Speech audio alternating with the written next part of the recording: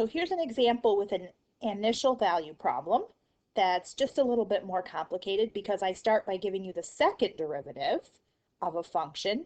I give you some information about the original function f of x and ask you to find f of x. Okay, so first of all, if I know the second derivative, I work my way backwards then and find the antiderivative of 3x squared plus 6, and that gives me f prime of x. So we should be experts at these easy antiderivatives by now, right? Increase the power by 1, divide by the new power. So this is just x cubed, right? The 3's divide out. X cubed plus 6x plus c is equal to the first derivative. Okay, so how am I going to solve for c here? What information do I have that's going to tell me something about a point that lies on the derivative function of f of x?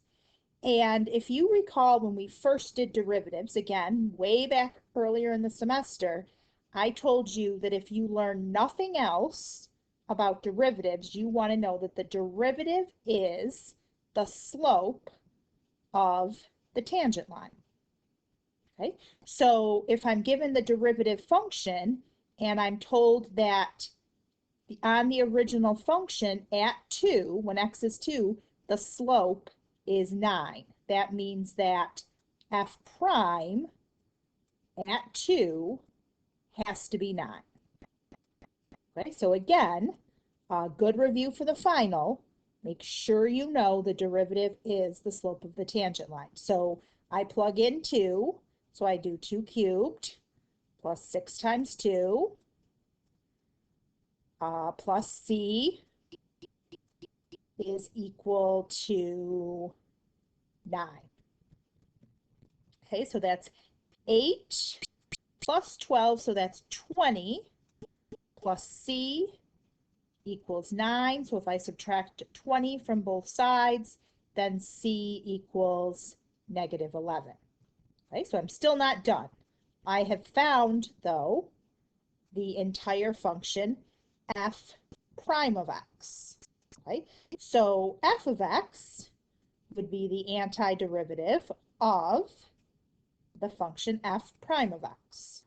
So I have to find the antiderivative of, so I know that this value of c here is negative 11, and that's my function f prime of x.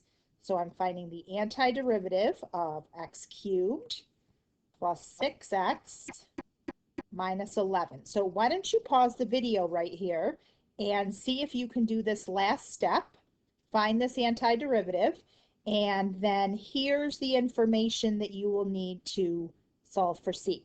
All right, and don't panic because you see a fraction, because that actually is going to be very easy computationally.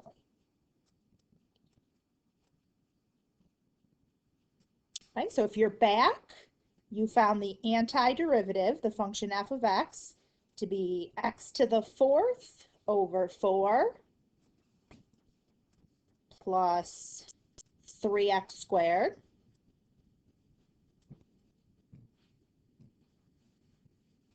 minus 11x plus c. Okay, and what we know from being given this point up here, we know that if we plug in 1 for x, we need to get a quarter. Okay, so if I come here, so the answer after I plug in 1 for x needs to be a quarter, which means that, like I promised, this would be easy computationally because I get all of this. Well, I have a quarter on both sides, which means then that this amount has to be 0, right? So that would be negative 8, making c have to be positive 8. Okay, so my final answer is, I'm going to erase this c here so that I can do a little less writing. My final answer to what is f of x is this function right here. This is f of x.